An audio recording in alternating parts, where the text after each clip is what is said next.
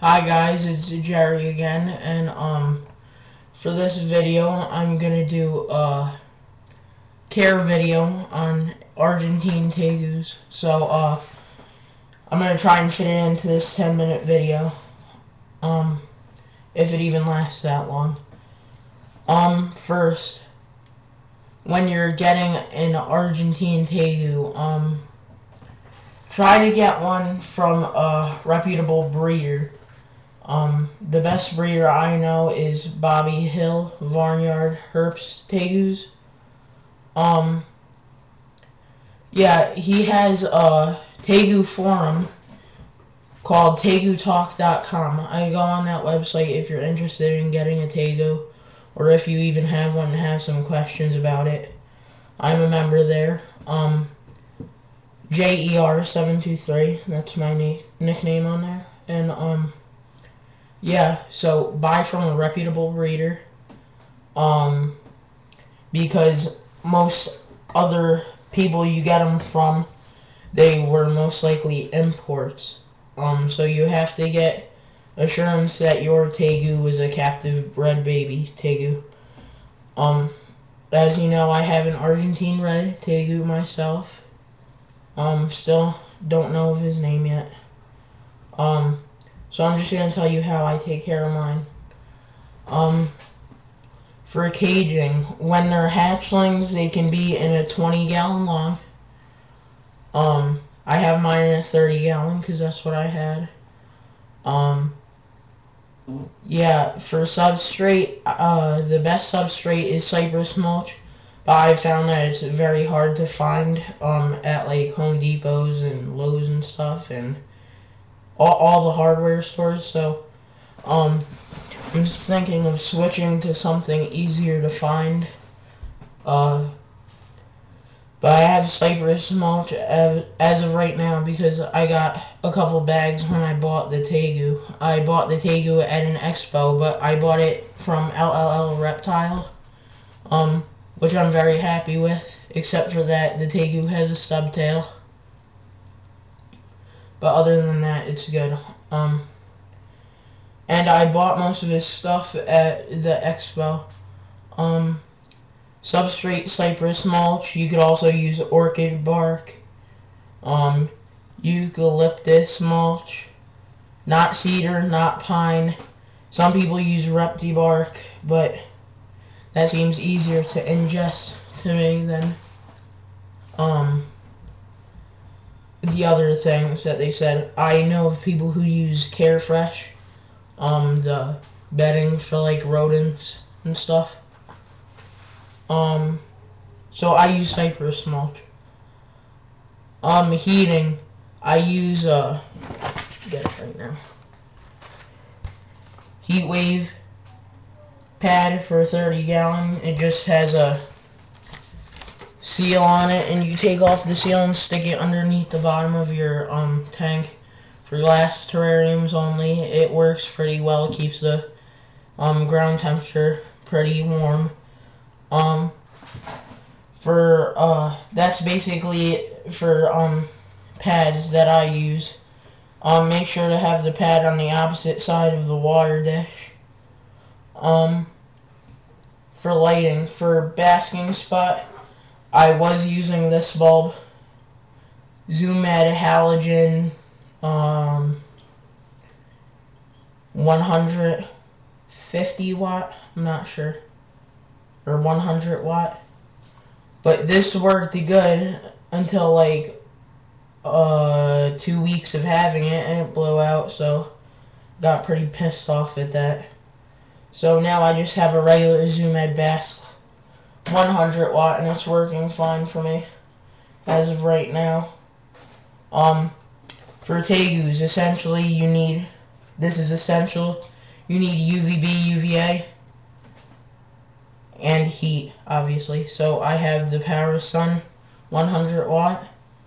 For the other side of my tank, it doesn't get it quite as hot as the Bask, so I use this to heat the air on the other side. And this prevents MBD, metabolic bone disease, in tegus and other lizards and stuff. That's really good when tegus are pretty much prone for having MBD due to lack of calcium and all that stuff. For supplements, I use RepCal. This has been working pretty good for me. I use this maybe like 2 or 3 times a week.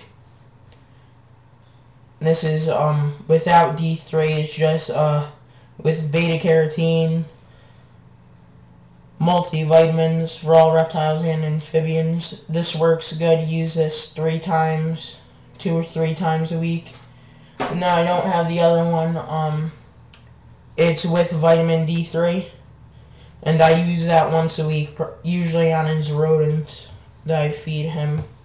I've moved him up from the fuzzy that was in the 2 tegu feeding videos from last week, and now I'm switching him to hoppers because he's taking those pretty easy now. So yeah, there's supplementation, UVB, UVA. Yeah, water dish and food dish. I don't have a food dish. I don't feed in the enclosure most of the time. If I have to, because he's being stubborn and doesn't want to eat in the food dish, I will put the food in his tank, but usually on a big plate, so he's not gonna ingest any substrate, and cypress mulch would be pretty hard for the tegu to swallow. Yeah, for water dish, I have a huge Exoterra water dish, about like that thick, and 12 by like 12 inches by 6 inches, so it's pretty big. It takes up like 1/3 of his tank, so it's big enough for him to soak in. Which reminds me, you have to give your tegu a weekly soak at least 2 or 3 times. This is some shed soaking, helps them get off their shed. Yeah, pretty cool when they shed. I'm already running on 7 minutes, so yeah, I feed my tegu. Well, his favorites are scrambled eggs, hard-boiled eggs. I actually fed him sardines once, and he actually ate some of it. Smelt, scallops, beef liver, beef heart, chicken gizzards, mice. Basically anything you have lying around the house. I tried to tegu monitor canned food. Didn't work that great. He didn't like it. So, yeah, feeding tongs. I basically just use regular tongs. They have like little grooves in them. I don't know if you can see that, but they work pretty good. Yeah, I made a climbing branch when I saw it in the snake charmer contest entry. I just made that for him to climb on. The only time he ever climbs on it is to freaking naturally jump from one side of the tank to the other, which I don't get really. I don't know if he sees his reflection or something, but I'm going to cover the sides with it. Daily handling. If you want your tegu to be tame, I'd handle my tegu at least half an hour a day. I handle mine 45 minutes to an hour every day. That is a must if you want to tame tegu, because tegus are known for being somewhat aggressive if you don't daily handle them all the time. So,